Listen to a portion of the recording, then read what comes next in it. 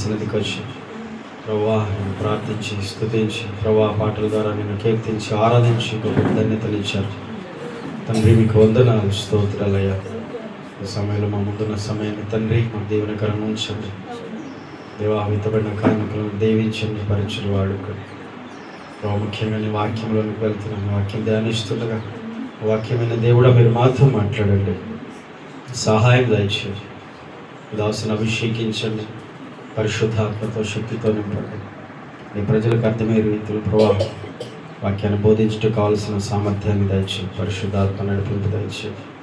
ప్రజలందరి హృదయాలు తెరవండి. నేను నీ బిడ్డల హృదయాలు దేవాని మాటలు వారిలో స్థిరపడినట్లుగా వినగల చెవి, గ్రహించగల మనసు దయచేయండి. సహాయం చేయమని యేసు నామములో ప్రార్థిస్తున్నాను తండ్రి, ఆమేన్. ఓకే, క్రీస్తు నామములో మీ అందరికి మరొకసారి వందనాలు తెలియజేస్తున్నాం. అపోస్తలుడైన పౌలు చరిత్ర మనము ధ్యానిస్తున్నాం. ఇంకా 9వ అధ్యాయం నుండి మధ్యలో కొంచెం అంటే 10వ అధ్యాయంలో పేతురుని గురించిన ప్రస్తావన వస్తుంది. ఇంకా ఆల్మోస్ట్ ఇక ఈ అపోస్తల కార్యముల చివరి పుస్తకం అంటే చివరి అధ్యాయం వరకు 28 అధ్యాయాల వరకు కూడా మరి పౌలు యొక్క పరిచర్య అద్భుత రీతిగా మనము ధ్యానించబోతున్నాం.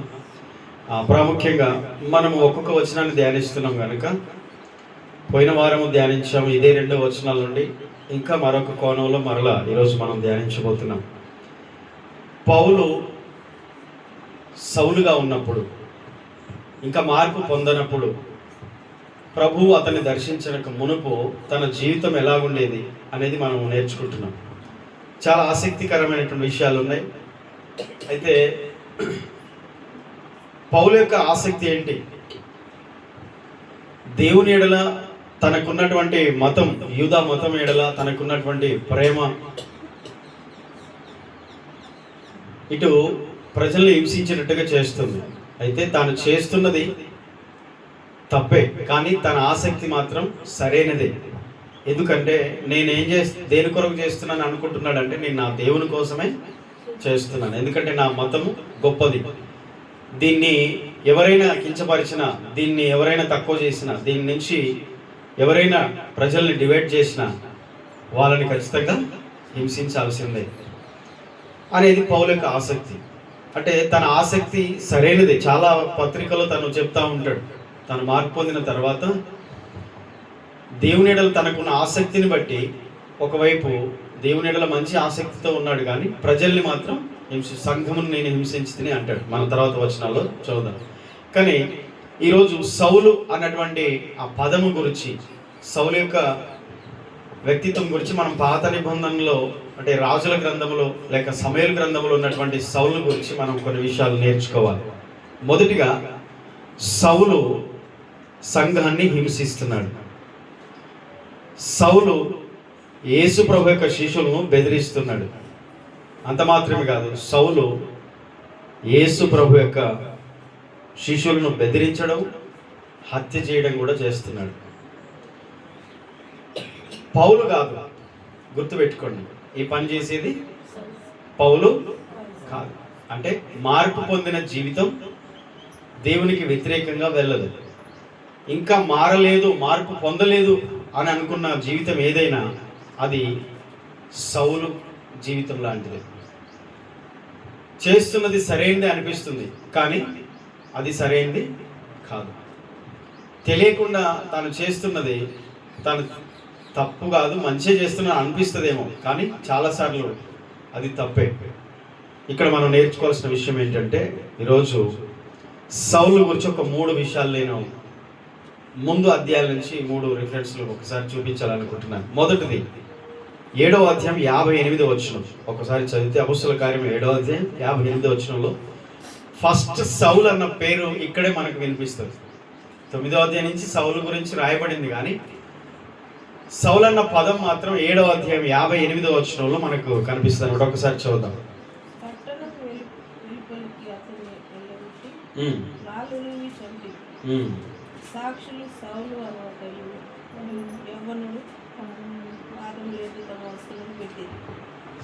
సాక్షులు సౌలు అని ఒక యవనుని పాదముల యొద్ద తమ వస్త్రములు పెట్టిరి. ఈ సందర్భం మీకు గుర్తుందా? స్తెఫనును రాళ్లతో కొట్టి చంపినప్పుడు సాక్షిగా ఉన్నాడు. దేవుని బిడ్డలను, నిజంగా క్రీస్తునందున్నటువంటి బిడ్డలను హింసించి స్టెఫెనును ముఖ్యంగా రాళ్ళతో కొట్టి చంపినప్పుడు సౌలు దేనికి ఉన్నాడు? అక్కడ సాక్షిగా ఉన్నాడు. సౌలు మారక ముందు, అంటే పౌలుగా మారక ముందు సౌలు జీవితం తప్పుడు విధానాల్లో సాక్షులుగా నిలబడతారు, మధ్యవర్తులుగా ఉన్నారు. నిజంగా దానికి సపోర్టుగా ఉన్నాడు. మార్పు పొందని జీవితం సౌలు జీవితం పౌలుగా మారక మునుపు తాను చేస్తున్నది సరైనదే అని అనిపిస్తుంది. అందుకనే సామెతల గ్రంథకర్త అంటాడు, ఒకడు తనకు ఏర్పరచుకున్న మార్గము ఎటుదైనా తన దృష్టికి అది న్యాయంగా కనిపిస్తుంది, కానీ అది తులకు మరణానికి చేరుతుంది. కొన్నిసార్లు మనము అనుకున్నవన్నీ మంచి అనుకుంటాం, మనం చేసే ప్రతిదీ మంచి అనుకుంటాం. గుర్తుంచుకోండి, ఇది దేవుని కోసమే చేస్తున్నాను, ఇది దేవుని పనే, ఇది దేవుని సేవే అనిపిస్తుంది. ఎందుకు ఈ మాట చెప్తున్నానంటే, ఇదే సౌలు అనే పేరు కలిగిన ఒక వ్యక్తి పాత నిబంధనలో మొదటి సమూయేలు గ్రంథం 15వ అధ్యాయంలో కనిపిస్తాడు. ఇజ్రాయేలుకు మొట్టమొదటి రాజు. దేవుడు చెప్పినా సేవకుడు చెప్పినా వినడు, తాను చేసేదే కరెక్ట్ అనుకుంటాడు. అమాలేకీయులు ఇజ్రాయేలుకు బద్ధ శత్రువులు, మొదటి శత్రువులు. ఇజ్రాయేలుకు శత్రువులు ఎవరైనా ఉన్నారంటే మొట్టమొదటి అమాలేకీయులే. ఈ అమాలేకీయుల సంతతి ఏశావు సంతతి. ఏశావు ఎవరు? ఇజ్రాయేలుకు 12 మందికి తండ్రి ఎవరు? యాకోబు. యాకోబు పేరే ఇజ్రాయేల్. ఆ ఇజ్రాయేలుకు అన్న ఏశావు. అంటే తన పాలివాడే, తన సహోదరుడే, కానీ తనకే శత్రువు. తమ్ముడికి అన్నే శత్రువు. అది అంతటితో పోలేదు. అన్న యొక్క పిల్లలందరూ కూడా తమ్ముని పిల్లలందరికీ శత్రువులుగానే వచ్చారు. గమనించండి, ఆ అమాలేకీయుల విషయంలో దేవుడే మొదటిగా చెప్పాడు, ఏశావును ద్వేషించి తిని అని చెప్పాడు, యాకోబును ప్రేమించి తిని. అంటే ఇజ్రాయెల్ దేవుడు ప్రేమిస్తున్నాడు. ఏశావు సంతతిలో నుంచి వచ్చిన ఏశావు కుమారుడు అమాలేక్ అనేటువంటి వారిని, మన సంతతిని దేవుడు పక్కన పెట్టాడు. ఆ అమాలేకులను హతం చేయమని చెప్తే ఈ ఇజ్రాయెల్ గోత్రంలో బెన్యామీను గోత్రానికి సంబంధించిన ఈ సౌలు ఏం చేశాడంటే తన చిత్తాన్ని చేస్తూ వచ్చాడు. తాను చేస్తున్నది సరైందే అనుకున్నాడు, కానీ అది సరైంది కాదు. సొంత మార్గాన్ని అనుసరిస్తాడు. ఇక్కడ సౌలు కూడా ఒక యవనస్తుడైనటువంటి సువార్థికుడిని స్టెఫెనును చంపినప్పుడు సాక్షిగా ఉన్నాడు. ఎక్కడ సాక్షిగా ఉండాలి? ఎవరికి సాక్షిగా ఉండాలి? ఏ విషయంలో సాక్షిగా నిలబడాలి? సాక్ష్యం చెప్పాలి. అన్ని విషయాల్లో చెప్పడానికి లేదు. ఒకవేళ అది మనకు మంచిది కావచ్చు, కానీ అది దేవుని దృష్టికి తప్పు కావచ్చు. సౌలుకి ఆ విషయం మార్పు పొందలేదు కనుక సౌలుకి ఆ విషయం తెలియలేదు, ఎందుకంటే తాను చేస్తుంది మంచి అనుకున్నాడు. రెండవది 60వ వచనం చూడండి, 7వ అధ్యాయం 60వ వచనంలో, అతడు మోకాళ్ళు నీ ప్రభువా వారి మీద ఈ పాపం మోపకుమని గొప్ప శబ్దంతో పలికెను. ఈ మాట పలికి నిద్రించాను. సౌలు అతని చావునకు సమ్మతించాను. దేనికి సమ్మతించాడు? సమ్మతేనంటే సమ్మతే, నాకు సమ్మతే అయింది, నాకు సమ్మతే అంటే నాకు ఇష్టమే. సమ్మతించడం అంటే సపోర్ట్ చేయడం, ఏకీవించడం, నాకు ఓకే అని చెప్పడం అన్నమాట. దేనికి ఓకే చెప్తున్నాడు సౌలు? ఒక యవనస్తుని చంపినందుకు సమ్మతించడట. కరెక్ట్ అని ఆసక్తి తన దృష్టికి కరెక్టే కావచ్చు. ఎందుకంటే మన యూద మతాన్ని, ధర్మశాస్త్రాన్ని, మోసే నియమించిన కట్టడలను మనకు తక్కువ చేస్తున్నాడు ఈ స్టెఫెను. ఎవరో మెస్సయ్య యేసుప్రభు అట, ఆయన గురించి గొప్ప చెప్తున్నాడు. మన మోసేని తక్కువ చేసి మాట్లాడుతున్నాడు, మన ధర్మశాస్త్రాన్ని తప్పుపడుతున్నాడు, మన నిష్ఠ, మన మతాన్ని, మన యూద మతాన్ని తప్పుపడుతున్నాడు. వేరే మతం ఏదో క్రైస్తవ మతం అని ఏదో అంటే క్రీస్తు మార్గాన్ని గురించి బోధిస్తున్నాడు అని చెప్పి తన సత్యాన్ని సరిగ్గా గ్రహించకుండా తాను అనుకున్నదే సరైంది, తను అనుకున్నదే కరెక్ట్ అనుకుని చావునకు కూడా సమ్మతి తెలుపుతున్నాడట. అంటే ఒక మార్పు పొందని జీవితం ఏం చేస్తుందో అర్థం కాదు. వారి దృష్టికి వారే బెటర్ అనుకుంటారు, వాళ్ళది వాళ్ళే సరైంది అనుకుంటారు, వాళ్ళది వాళ్ళే గొప్ప అనుకుంటారు. కానీ కాస్త ముందు వెనక ఆలోచించి అనుభవపూర్వకంగా తెలుసుకోవాలి. కనీసం ధర్మశాస్త్ర ఉపదేశకుడు అయిన, అంటే ధర్మశాస్త్రం అంతా కూడా పఠించిన వాడైన, మత ప్రవిష్టుడు, గమలీయేలు పాదాల దగ్గర నేర్చుకున్నవాడు. ఒక మాటలో చెప్పాలంటే ధర్మశాస్త్రం అంతా కూడా ఆయనకి కంఠస్థం, అంత తెలుసు ఆయనకి, నోటితో కూడా వల్లించగలడు.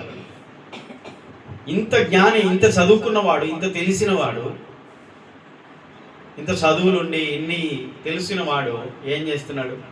అది సరైందా కాదా అని కొంచెం కూడా లేఖనాలు పరిశీలిస్తే ఏసే ఈ ధర్మశాస్త్రానికి ముగింపు. ధర్మశాస్త్రం నెరవేర్చబడడానికి వచ్చిన వాడు ఈయనే. ఈయన గురించే ధర్మశాస్త్రం అంతా చెప్పబడింది. బైబిల్ పాత నిబంధన అంతా కూడా ఈయన గురించి చెప్పబడింది. ప్రవక్తలు, లేఖనాలు అన్ని ఈయన గురించి సాక్ష్యం ఇస్తున్నాయని తెలిసిపోతుంది. ఏమైంది మరి? ఇంత చదువు చదివినోడు ఏడవైంది? ఇంత చదువులు చదువుకున్నాడు, ఏం తెలియదా? కనీసం స్టెఫను చెప్తుంటే ఆ గ్రహించే మనస్తత్వం లేదు. అంటే మత్తులో ఉన్నాడు. తాను అనుకున్నదే సరైంది, తన మార్గమే సరైంది, తాను చేస్తున్నదే సరైంది అని అనుకున్నవాడు ఇంకెవ్వరు చెప్పినా వినడు. ఒకవేళ అదే పొరపాటు క్రైస్తవులకు ఈరోజు దేవుని నమ్ముకున్న తర్వాత కూడా నాకు తెలిసిందే కరెక్ట్, నాదే కరెక్ట్, నేనే సరైంది అనుకుంటే మరి దేవుడు మనకి ఇది ఎందుకు ఇచ్చాడు? మనం తెలుసుకోవాల్సింది చాలా ఉంది, తెలుసుకున్నది కొంచెమే. ప్రార్థన ఎందుకు చేయాలంటే దేవుని చిత్తం తెలుసుకోవడానికే మనం ప్రార్థన చేయాలి. వాక్యం ఎందుకు చదవాలంటే దేవుని ప్రణాళిక ఏంటో తెలుసుకోవడానికి వాక్యం చదవాలి. మనం ఎలా జీవించాలి, మనం ఎలా నడుచుకోవాలి, ఈ లోకంలో మనం ఎలా బ్రతకాలి. ఎన్నో మార్లు బైబిల్లో ప్రవక్తలు, అపోస్తలు, ప్రభువుతో సహా ఎంతో మంది చెప్తూనే వచ్చారు. ఈ లోక మాలిన అంటకుండా బ్రతకాలి, పాపం అంటకుండా బ్రతకాలి, పవిత్రంగా జీవించాలి. క్రైస్తవుడు, దేవుని బిడ్డ నీతిగా ఉండాలి, పవిత్రంగా ఉండాలి, ఈ లోకానికి వేరే జీవించాలి. ఏ లోక మాలిన అంటకుండా, ఈ లోక పాపపు క్రియలలో పాలివారు కాకుండా, దుష్ట సాంగత్యాలు మంచి నడవడిని చెరుపుతాయని బైబిల్ ఇలాంటి ఎన్నో వాక్యాలు దేవుడు చెప్తూనే ఉన్నాడు. మరి ఎందుకు ఇవి తెలుసుకోకపోతే మనం చేస్తుంది కరెక్ట్ అనుకుంటాం. నేను ఏదో 2 మాటలు ప్రార్థన చేసుకుంటాం, మనసులో ప్రార్థన చేసుకుంటా నేను వెళ్తున్నా అంటే నువ్వు సాతాను తప్పుదోవలో నేను నడిపిస్తున్న విషయం నీకు అర్థం కాదు. అలా కాకుండా దేవుడు చెప్పిన దాన్ని మనం వింటూ, ఆయన మార్గాన్ని తెలుసుకుంటూ, ఆయన సన్నిధిలో గడుపుతూ, ప్రార్థన చేస్తూ, దేవా నీ చిత్తం తెలియజేయి, నీ నడిపింపు దయచేయి, పరిశుద్ధమైన జీవితం నేను జీవించాలని మనం ప్రార్థన చేసుకోకపోతే మనము పౌలు కాదు, సౌలులాగా ఉండిపోతాం. సౌలు అనుకుంటాడు తను ఎవరి మాట వినడు. దేవుడు ప్రవక్తకు చెప్పాడు, సమూయేలు ప్రవక్త వచ్చి సౌలుకి చెప్పాడు, అమాలేకులను బొత్తిగా హతం చేయి నాయనా, నువ్వు ఏమి దేవద్దు, అందులోంచి ఏమి తీసుకొని రావద్దు, బొత్తిగా నాశనం చేయమని చెప్పాడు. బొత్తిగా అంటే ఏమీ లేకుండా. కానీ ఏం చేశాడు? మాట విన్నాడా? అందుకనే సౌలు అనగా మాట విననివాడు, సౌలు అనగా వ్యతిరేకించువాడు, సౌలు అనగా తిరుగుబాటుతనం, సౌలు అనగా మూర్ఖత్వం, సౌలు అనగా ఎదిరించడం. దేవుణ్ణి ఎదిరిస్తారు, సేవకుని ఎదిరిస్తారు. దేవునికి లోబడరు, సేవకుని మాట వినరు. దేవుని భయం లేనివాడు సౌలు అనగా. సౌలు అనగా తన సొంత మార్గాలను అనుసరించేవాడు. సౌలుకు అర్థము చాలా అర్థాలు ఉన్నాయి. పౌలు అంటే చిన్నవాడు, నేను చెప్పే పోయినవాడు. సౌలు అంటే పెద్దవాడు, పౌలు అంటే చిన్నవాడు. క్రీస్తును అంగీకరించిన తర్వాత సౌలులాగా ఉండొద్దు, నేను పెద్దవాడిని అంటే నువ్వు వంగవు, విరగవు. మెడవంచని జనాంగం అంటాడు దేవుడు. చెప్పండి, ఏం జనాంగం? మెడవంచని జనాంగం అంటే లోబడనొల్లని పిల్లలు. పౌలు అంటే చిన్నవాడు, అంటే తనను తాను రిక్తునిగా చేసుకున్నవాడు, తగ్గించుకున్నవాడు. యేసుక్రీస్తు పెద్దవాడే, కానీ ఆయన చిన్నవాడయ్యాడు మన కోసం. తను సమస్తాన్ని వదులుకొని తగ్గించుకొని నేల మట్టుకు దిగొచ్చాడు. ఎక్కడ పుట్టాడు? మనందరం ఎక్కడ పుట్టాం అంటే సాధారణంగా మన జన్మ ఎలా జరిగింది? మంచి హాస్పిటల్లోనో మంచి ఇంట్లోనో. కానీ దేవుడు ఎక్కడ జన్మించాడు? ఏ స్థలం? అది ఆయన జననం కూడా దయనీయమైనది. అంటే అంత ఉన్నతమైన దేవుడు అంతగా తగ్గించుకున్నాడు. అందుకనే సౌలు పౌల్లాగా మారాలి. ఈరోజు అందరూ పౌల్లాగా మారుదురుగాక. నేను సౌలు అంటే సౌలే కావచ్చు, అందరిలో నిలబడితే జానడు ఎత్తుంటాడు అందరికంటే.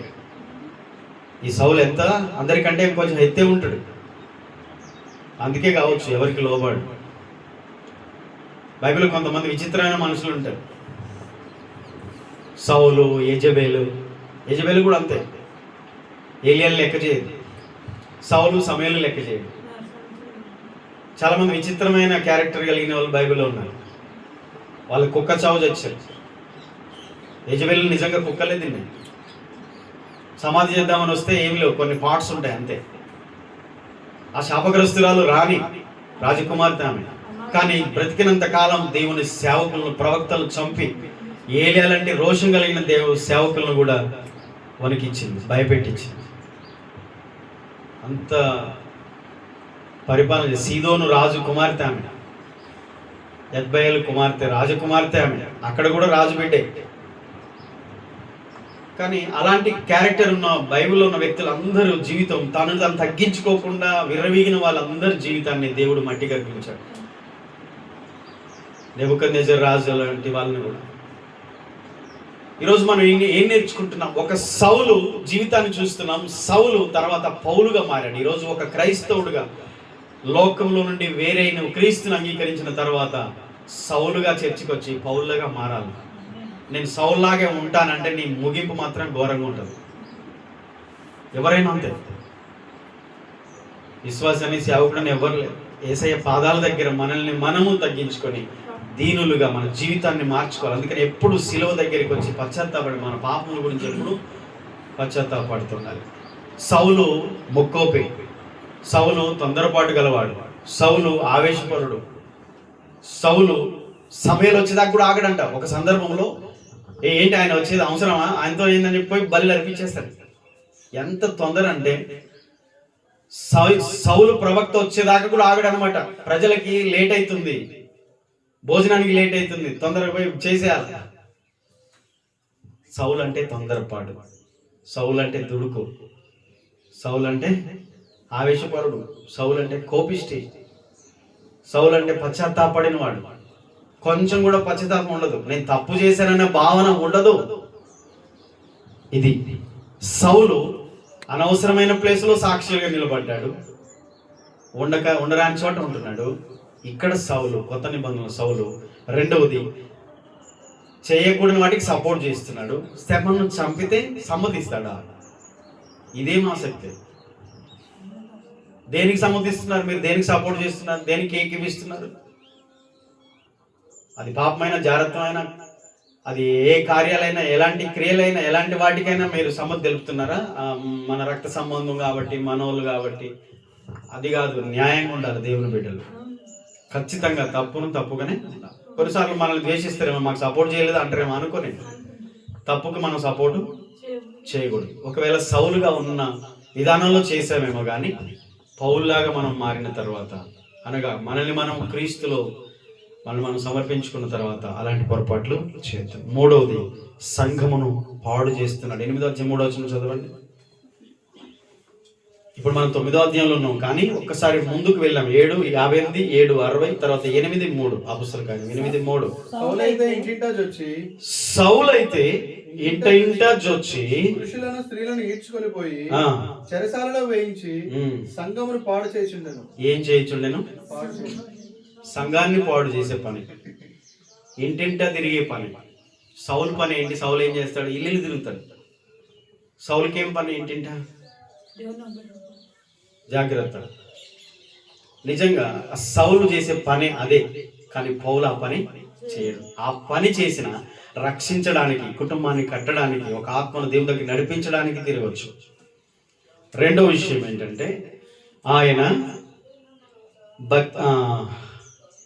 పురుషులను స్త్రీలను ఈడ్చుకొని పోయి, ఇదేం ఆసక్తి. యెరూషలేముకు తీసుకెళ్తున్నాడు, మళ్ళీ ఇక్కడ కాదు. ఎక్కడ పోయినా ప్రార్థన జరిగే కాడికి పోయి వాళ్ళని బాధ పెట్టి, వాళ్ళని అవసరమైతే ఈడ్చుకొని పోతున్నాడు. యెరూషలేము ఏంటి? యూద మతానికి కేంద్రం. సరే, పౌలుకు ఒక బిరుదు ఉంది తెలుసా? పౌలుకున్న బిరుదు ఏంటంటే, యూదా మతాన్ని గురించి తనకున్న ఆసక్తిని బట్టి సౌలుకి ఒక నాశనం చేసే శక్తి అనే ఒక బిరుదు ఉందంట. చెప్పండి, ఏం పేరుంది? నాశనం చేసే శక్తి. అలా పనిచేస్తున్నాడు, అంటే ఒక శక్తిగా పనిచేస్తున్నాడు క్రైస్తవులను బాధించడానికి. ఇది సౌలు యొక్క పని. పాత నిబంధనలో కూడా అదే చూస్తాం, యెజబెల్ లాంటి వ్యక్తులు కూడా అదే చూస్తాం. సేవకులను హింసించే పని పెట్టుకున్నారు వాళ్ళు, అంతే. ఇక్కడ సౌలేమో శిష్యులను, సంఘాన్ని హింసించే పని పెట్టుకున్నాడు. అసలు ఏం చేస్తున్నాడు? సంఘమును పాడు చేయుచుండెను. సంఘాలను కట్టేది పౌలు, సంఘాలని పాడు చేసేది సౌలు. ఏ ఆత్మ ఉంది ఈరోజు క్రైస్తవుల్లో? ఏ ఆత్మ పనిచేస్తుంది? సంఘమును పాడు చేయుచుండెను. సౌలు అయితే సంఘమును పాడు చేయడం స్పష్టంగా ఉంది, 3వ వచనం. మరి పౌలు అయితే సంఘాలను కట్టుచుండెను. తర్వాత మిషనరీ పరిచయం, 3 మిషనరీ జర్నీస్, ఆయన 3 మిషనరీ యాత్రలో ఎన్నో సంఘాలు కట్టాడు, ఎంతోమంది శిష్యులు తయారు చేశాడు. ప్రాణాలను హింసించిన వాడు చివరికి తన ప్రాణాలనే పనంగా పెట్టాడు. చివరికి హతసాక్షి అయ్యాడు. ఆయన ఎలా చంపబడ్డాడు తెలుసా? శిరచ్ఛేదనం చేయబడి. సంఘాన్ని హింసించిన వాడు తన జీవితాన్ని మార్చుకొని సంఘాలను కట్టేవాడుగా మార్చబడ్డాడు. ఇన్ని సంవత్సరాల క్రైస్తవంలో సంఘంలో ప్రజలు ఎదుగుతున్న సార్వత్రిక సంఘం ఉంది కదా ప్రపంచవ్యాప్తంగా. సౌలు ఆత్మ కలిగినటువంటి వాళ్ళు, యెజబెలు ఆత్మ కలిగినటువంటి వాళ్ళు సంఘాలని పాడు చేసే పనిగానే పెట్టుకుంటారు. వాళ్ళ ద్వారా ఒక ఆత్మ రక్షించబడదు, ఒక విశ్వాసి బలపడడు, ఒక సంఘము కట్టబడదు, ఒక మందిరం కట్టబడదు, ఒక సేవకుడు నిలబడలేడు. అంటే వీళ్ళ పని ఏంటంటే కూల్చడమే, సేవకుని అటు సంఘాన్ని. ఇప్పుడు సౌలు చేసే పని అటు విశ్వాసులను అంటే శిష్యులను, అటు అపోస్తలను కూడా హింసించే పనే చేస్తున్నాడు. కానీ సౌలును దేవుడు పౌలుగా మార్చగలడు. ఆమె అలాంటి మనస్తత్వం, అలాంటి వ్యక్తిత్వం, అలాంటి ఆత్మ ఎవరికైనా ఉంటే మనం చేయాల్సింది యుద్ధం కాదు, ప్రార్థన. మనం చేయాల్సింది ఫైటింగ్ కాదు, వాళ్ళని తిట్టడం కాదు, కొట్టడం కాదు, టార్చర్ పెట్టడం కాదు, బూతులు మాట్లాడడం కాదు. సంఘ కుటుంబాల్లో దేవుని నమ్ముకున్న బిడ్డలు చేయాల్సిన అవి కానే కాదు, కానీ ప్రార్థన. ఎందుకంటే దేవుడు సౌలును పౌలుగా మారుస్తాడు. ఆమె మార్పు పొందడానికి ఇష్టపడ్డాడు. ఇక్కడ సౌలు పౌలు అయ్యాడు, కానీ అక్కడ సౌలు మాత్రం ఇష్టపడలే. నేను తప్పు చేశానా అంటే చేసేది తప్పే, కానీ మళ్ళీ సమర్థించుకోవడం. దానికి ఏం సాగు చెప్తున్నాడు?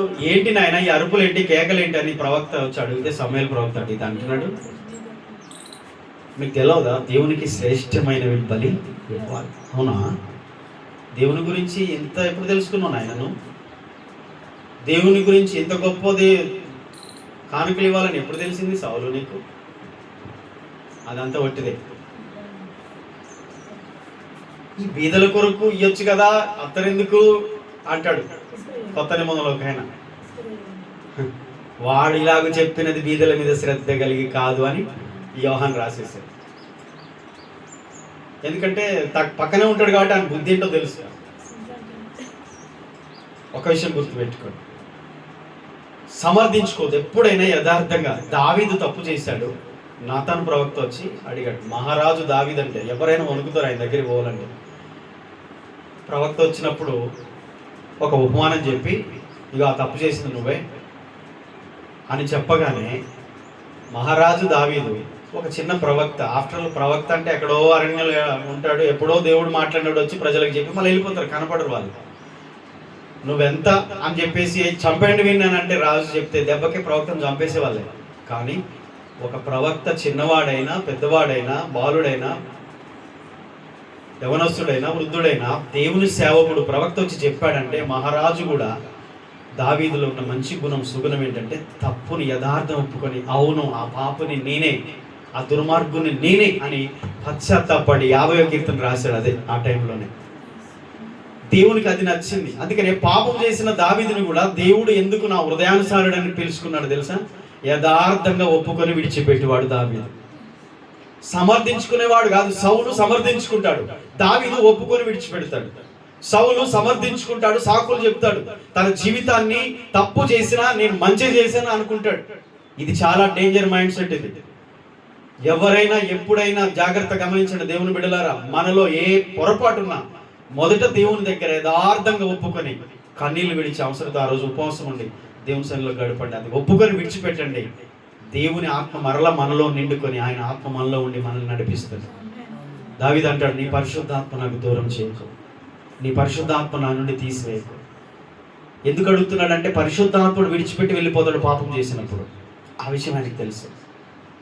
దేవుని ఆత్మ సంసోను విడిచిపోయిన విషయం తెలియలేదట. యెహోవా అతని ఎడబాసనని ఇంకా అతనికి తెలియలేదు. ఎప్పటిలాగానే నాకు బలం ఉందని లేద్దాం అనుకుంటున్నాడు. ఎక్కడ ఉంది నీ బలం? ఢిల్లీల దగ్గరే పోగొట్టుకుంది.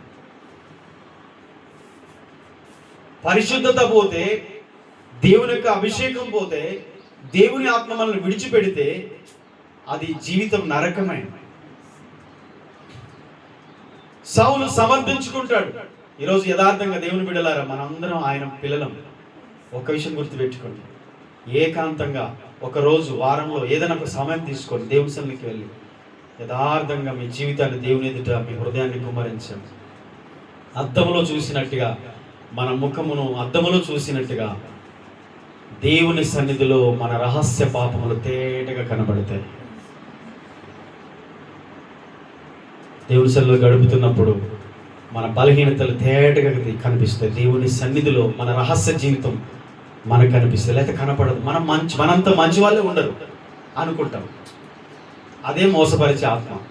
మోసపరిచే ఆత్మ ఏంటంటే మనం మంచివారమే అని అనిపిస్తుంది మన మనసు.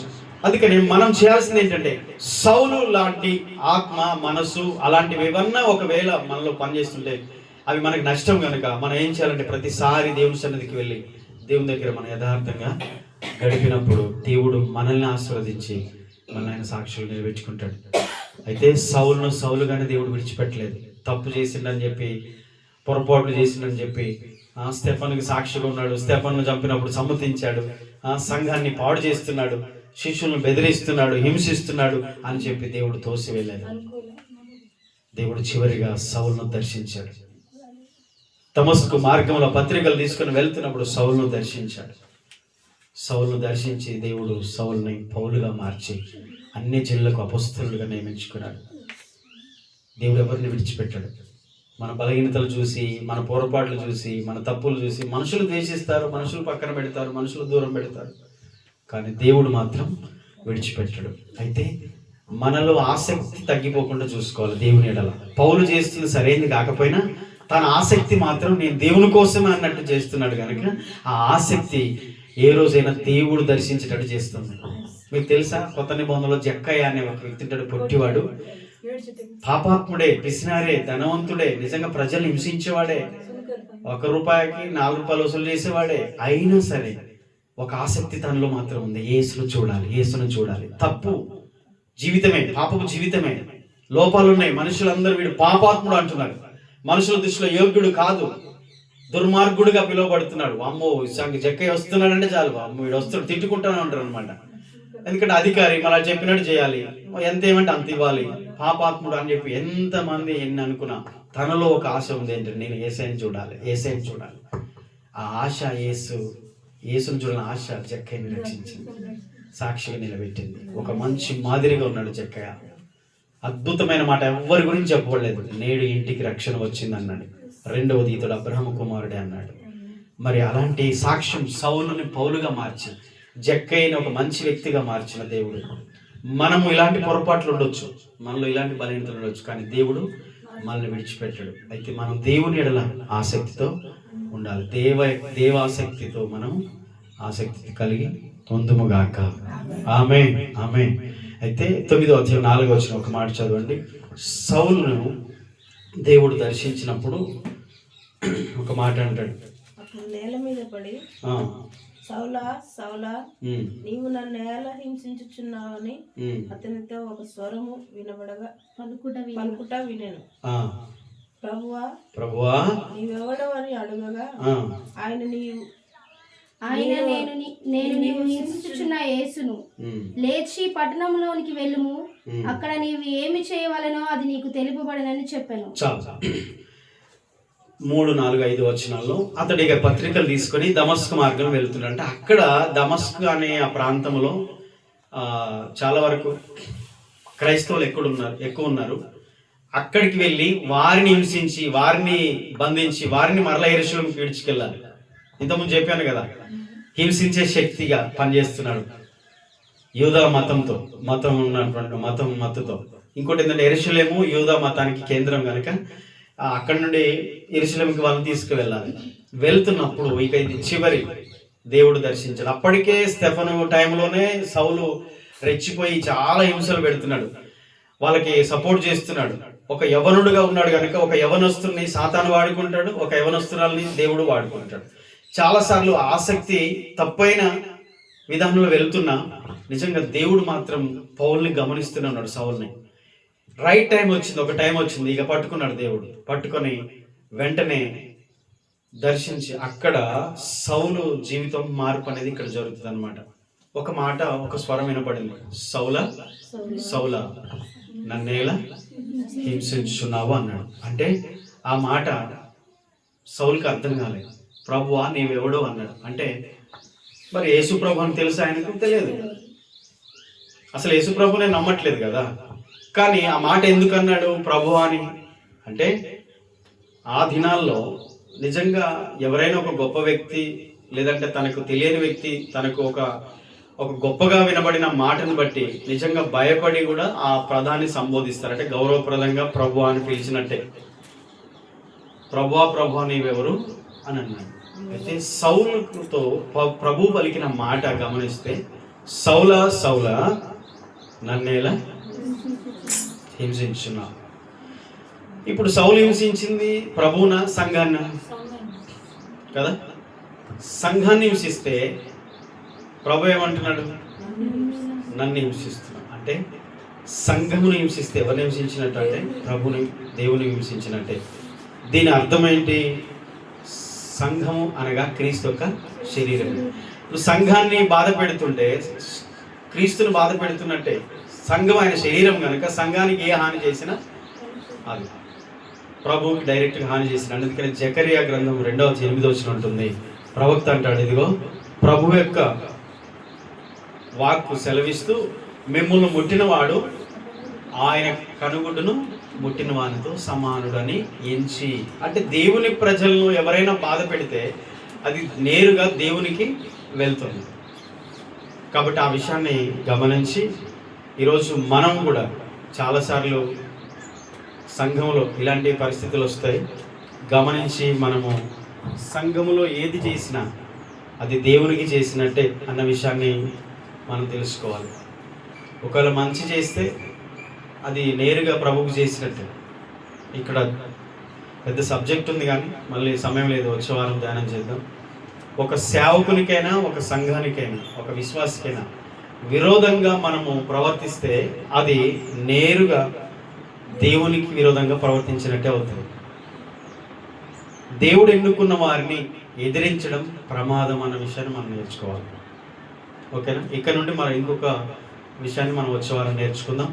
ఈరోజు సౌలు గురించి కొన్ని విషయాలు నేర్చుకున్నాం. మరి సౌలు యొక్క మనస్తత్వం, పౌలుగా మారకముందు సౌలు ఎలాగున్నాడో అలాంటి విధానం ఒకవేళ దేవుని బిడ్డలుగా మన జీవితంలో ఉంటే మనం మార్చుకోవాలి. ఆ మనస్తత్వం నుంచి మనం బయటికి రావాలి. లేదు నేను సౌలుగానే ఉంటా, చర్చికి వెళ్తా, నేను సౌలు ఆత్మతో ఉంటా, సౌలు మనసుతోనే ఉంటా, సౌలు విధానంలో ఉంటా, సొంత మార్గాలను అనుసరిస్తా, నా చిత్తమే చేస్తా, నా ఇష్టమే జరిగిస్తా అనుకుంటే దేవుడు చెప్పింది వినడు, సేవకుడు చెప్పింది వినడు. సౌలు తన ఇష్టమే చేస్తాడు. మరి అలా చేయకుండా మనం జాగ్రత్త పడదాము గాక. ఆమేన్. తల ఉంచుదాం, ప్రార్థన చేసుకుందాం.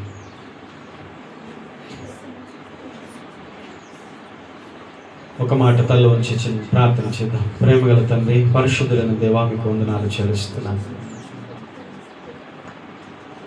సౌలు చేసిన పనిని గురించి ప్రభువా 7:8, 58, 7:60, 8:3 అపొస్తలుల కార్యం నుంచి నేర్చుకున్నాం.